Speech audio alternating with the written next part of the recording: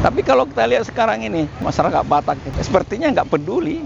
Padahal, ya maaf ini ya, dalam ada istiadat Batak, kalau mereka meninggal, siapa yang makamkan mereka? Ya pasti Batak dong. Tapi ini lupa itu semua.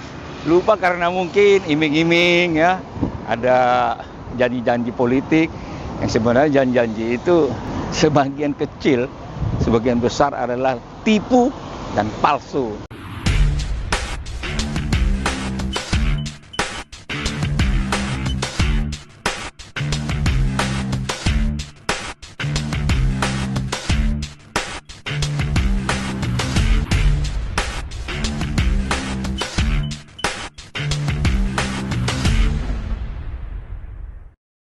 Oke teman-teman Katika Lover, kali ini kita langsung on the spot ke Jembatan Barelang. Ini jembatan satu, ikonnya Batam yang sudah mendunia. Langsung kita ditemani oleh Amang Jenderal yang saat ini sedang berjuang untuk 14 Februari nanti dari Partai PDI Perjuangan. Gimana rasanya saat ini ada di Jembatan Barelang satu ini menanti 14 Februari ya, Mang? Wow, luar biasa Batam sekarang. Jadi kita kilas balik dulu ke belakang ya. Pada saya jabatannya Komandan Kodim di sini tahun 1991 Batam. Saat itu kalau dibilang Batam. Begitu Anda tiba menyesal. Ya menyesal. Karena impian-impian yang sudah dipromosikan oleh pemerintah bahwa Batam itu suatu daerah yang sangat dipersiapkan pemerintah menjadi suatu daerah yang betul-betul ya bisa mengimbangi negara-negara lain. Karena Batam ini kalau kita lihat kota kembar, tanggal kelahirannya sama dengan yang ada di negara Cina, Shenzhen. Tapi kalau Shenzhen kita lihat 20 tahun yang lalu luar biasa bandingkan dengan Batam. Waduh. Begitu Anda tiba, menyesal. Tapi sekarang, memasuki tahun 2024, Batam, wow, luar biasa pembangunannya. Melejit ya? Iya. Begitu Anda tiba, melejit. Iya, melejit. Luar biasa. Itu bangga saya. Saya udah keliling kurang lebih 3 bulan ini. Saya lihat pembangunan Batam. Wah, memang sangat-sangat menjanjikan. Bisa-bisanya nanti untuk 20 tahun lagi ini merupakan satu kota metropolitan Batam ini. Sudah bisa terlihat Iya, terlihat. Oleh karenanya pada masyarakat Batam harus bersatu, bersinergi dengan pemerintah untuk membangun Batam ini supaya bisa mencapai jadi kota metropolitan. Tapi kalau kita lihat hari-hari kehidupan masyarakatnya, ya masih banyak problem-problem yang dihadapi lah. Tapi kalau kita menyimak masyarakat Batam ini sekarang ini penduduknya kurang lebih 2.200.000-an lah. Di mana terdiri Batam, terdiri dari berbagai suku. Ya, yang paling terbanyak itu saudara kita suku Melayu, baru suku Jawa, ketiga suku Batak, yang keempat suku Padang, yang kelima suku Tionghoa, yang keenam ya suku-suku campuran. Nah, kita mempersempit dulu selaku kita perantau. Iya, betul. Nah, kita perantau dari tanah Batak, tanah Pasogit. Bahwa Batam ini kalau saya lihat merupakan Bona Pasogit kedua setelah kampung halaman dari Sumatera Utara sana. Bona Pasogit Iya, kedua. nah, kampung kedua ini karena apa? Luar biasa banyaknya orang Batam. Orang Batak. Batak di Batam. Iya. Dari penduduk 2.200.000 itu saya lihat ke Dukcapil kurang lebih kita hampir 350.000-an suku Batak. Oke. Wah, dan potensi. Iya. Tapi potensinya ini karena kita dari berbagai daerah walaupun namanya suku Batak, ya. Ada yang dari Puak Toba, Puak Pakpak, Puak Karo, Puak Simalungun, Puak Mandailing, ya. Puak-puak Batak yang lain, masyarakat dari Nias. Kesatuan dan persatuan itu belum tercapai. Tapi itu memang karakter dari tanah kita itu. Kalau sudah Zaman sukses, yang 15 tahun lalu Iya, ada berpengaruh nggak? Ada solidaritas? ya ada Batak di sana? berpengaruh. Oke. Nah, dari berpengaruh ini selaku satu suku saling tolong menolong sehingga banyak yang sukses. Nah, bagi yang tidak sukses ini yang jadi masalah. Betul. Nah, dia iri dia. Bagaimana menjatuhkan sudah sukses itu? Bukan bagaimana supaya seperti dia. Aneh luar biasa. Ini yang jadi masalah. Tetapi Jadi secara pribadi Amang melihat karakter Batak, sebelumnya kita ada ulas lah soal Iya. hotel nih. Iya. Tapi kita kalau lihat persoalan karakter Iya. Batak itu memang Nah. kayak sudah mendarah daging persoalan iri itu. iya, Apa hal atau tips dari Amang supaya meminimalisir karakter-karakter jelek tadi itu, kita memulai dari mana gitu Amang? ya. Jadi karakter ini sebenarnya sebagian kecil, sebagian besar persatuan itu sudah baik. Antara lain ada persatuan-persatuan atau istilahnya punguan-punguan marga-marga. Iya. Dalam punguan-punguan marga ini ya biasanya setiap bulan itu ada bentuk pertemuan seperti arisan dan lain sebagainya. Akhir-akhir tahun ada pesta-pesta Bonatau.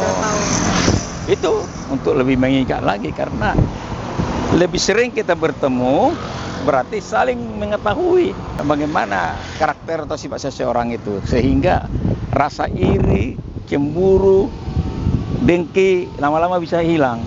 Nah, kemudian dibandingkan dengan sekarang ini kan tahun-tahun politik. Ya. Nah, ini tahun-tahun politik ini yang sangat kita waspadai. Kalau tahun-tahun politik ini masyarakat khususnya Batak bisa lebih bersatu, saya rasakan lebih banyak yang sukses lah. Ya, dibandingkan dengan masyarakat lain seperti masyarakat Melayu, masyarakat Jawa, mereka lebih kompak persatuannya. Tapi persatuan itu tetap dalam bingkai NKRI. Nah, jangan karena kita Batak ketemu suku lain, wah kita ribut sama mereka, nggak bagus. Tetap aja. Nah, diperkecil dari keluarga kelompok kesukuan Di dulu. tahun politik ini Di justru tahun politik ini sangat-sangat dibutuhkan. Tapi kalau kita lihat sekarang ini masyarakat Batak itu sepertinya nggak peduli. Padahal ya maaf ini ya, dalam ada istiadat Batak, kalau mereka meninggal, siapa yang makamkan mereka? Ya pasti Batak dong. Tapi ini lupa itu semua. Lupa karena mungkin iming-iming ya, ada janji-janji politik yang sebenarnya janji-janji itu sebagian kecil, sebagian besar adalah tipu dan palsu. Nah, yang lebih bagusnya kumpulan-kumpulan dari marga-marga ya, daerah-daerah, kesukuan itu lebih bagus. udah palsu ya Bang? Ya kadang-kadang tipu dan palsu. Dijanjikan nanti kalau saya terpilih, wah saya kasihkan ini. Boro-boro. Ini kalau kita lihat dari Bataknya sendiri ya. Iya. Ada hal kayak Amang nih yang memang di masa tuanya pun masih memberi hati. Iya. Kerinduan seperti apa yang diinginkan untuk orang Batak ini, Amang? Kerinduan saya ya semakin bersatulah Batak ini dalam bingkai NKRI, Bhinneka Tunggal Ika. Dalam skala-skala prioritas kenegaraan ini, mari kita bersama-sama dengan seluruh masyarakat Indonesia untuk membangun bangsa dan negeri ini. Tapi tidak akan mungkin sekaligus bisa menyatu. Ya mulai dari hal-hal kecil, mulai dari kelompok-kelompok marga-marga, ya. Nah, tapi ya kalau kita lihat baru-baru ini ya, ada sekelompok marga, saya nggak sebut, dia Bonataun.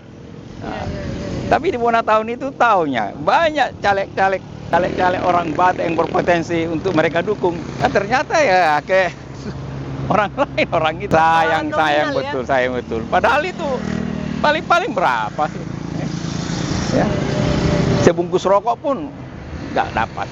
Tapi itu untuk 5 tahun pertaruhkan. Tapi kalau ada kader-kader dari sukunya sendiri dibangun, ya, nah nantinya ya bagi saya sangat luar biasa. Dari suku-suku ini akan menyatu kepada pemerintahan. Pemerintah menyatu kepada suku-suku di NKRI ini menyatu. Dan himbauan saya kepada masyarakat perantau khususnya Batak yang betul-betul berdomisili di Batam ini harus saling berpegangan tangan dengan pemerintah bagaimana melaksanakan pembangunan di Batam ini, ikuti aturan pemerintah supaya Batam ini maju. Kalau Batam maju, masyarakat juga maju. Ini himbauan saya. Nggak ada yang lain lagi.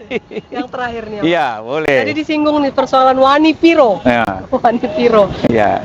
Dari perspektif Amang sendiri nih, bagaimana sih pandangan Amang terkait money politik yang tidak pernah ada tuntas-tuntasnya? Susah menghilangkan Wani Piro ini. Sebenarnya tergantung dari KPU dan Bawaslu sebagai juri, sebagai wasit. Berikan dong sanksi ya yang tegas itu. Kalau ketahuan sudah coret namanya dari calon. Ini enggak asik-asik datang, kontrol nggak ada apanya, ujung-ujungnya nggak ada apa-apanya. Ini adalah suatu hal yang sangat-sangat memalukan lah bagi saya, ya, memalukan. Ya. Karena seseorang yang berkualitas, ya, seseorang yang berpikiran strategis, dia masuk karena tidak ada sanggup melayani Wani Piro ini, sehingga dia tidak terpilih. Yang dirugikan siapa? Masyarakat. Ya kita, masyarakat kita. Nah, ada orang yang kebetulan dari mana dapatnya, mau dibayar itu, tahu-tahu kemampuannya, ya, tidak memenuhi target sebagai seorang, ya, wakil sebagai wakil rakyat dari kalangan legislatif. Nah, pemerintah ini kan ada eksekutif, legislatif, yudikatif. Tiga ini harus. Tapi kalau dari pihak eksekutifnya luar biasa, yudikatifnya luar biasa, legislatifnya tidak bisa diharapkan. Mau membangun apa? Ada orang-orang yang potensi, nggak bisa memberikan Wani Piro, kekasian lah. Jadi inilah himbauan saya, terserah mau bagaimana masyarakat, ya, Indonesia ini, masyarakat Batam ini, khususnya keluarga saya dari perantauan yang ada di bumi lancang kuning ini, ya silakan. Mau bersatu, boleh. Nggak mau bersatu, siapa yang rugi sendiri. Nantinya ingat, karma itu ada. Karma itu ada. Kalau seseorang yang datang kepada kita minta tolong, harus kita minta berapa bayarnya. Ingat karma itu. Anakmu, cucumu suatu saat juga akan minta tolong. Berat ini. Ya berat. Jangan waktu sekarang ini, lihat dong. Karma itu ada. Nggak boleh main-main. Generasi kita ya. Generasi kita. Saya nih kalau datang ke apa, mau datang berkunjung, dibilang ada uangnya enggak? Aku langsung gondok kayak gitu. Nah, mestinya dalam kita bertemu bersilaturahmi, wajarlah bersilaturahmi itu kita minum, kita bercengkrama, makan makanan ringan, makan untuk sederhana. Ya saya rasa para calon-calon legislatif itu nggak merasa keberatan. Nggak masalah ya. Tapi belum datang Wani Piro, berapanya? Wah, Itu jelek karakter. lihat karma itu, saya bilang karma. Atau anaknya, atau dirinya, atau cucunya satu saat akan terima balasan. Terima balasan. Apa yang diperbuat dia akan dia terima nanti.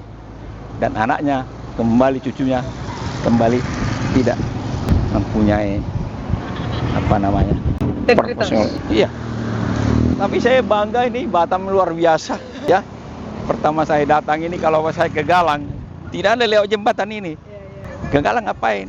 Ya melihat bagaimana pengungsi P6 itu. Masa tugas ya, Bang? Ya masa tugas. Pengungsi P6 itu udah bagaimana ya pembinaannya, karena mereka sering ribut. Jadi nggak kesana kita, Bang? Ya, boleh lain kali kita di sana. Ya, tapi Oke, melihat Batam yang sudah meningkat hari ini, sudah melejit proses ya. Bahkan digadang-gadang Batam ini akan 11-12 dengan Singapura loh, Bang. Ya.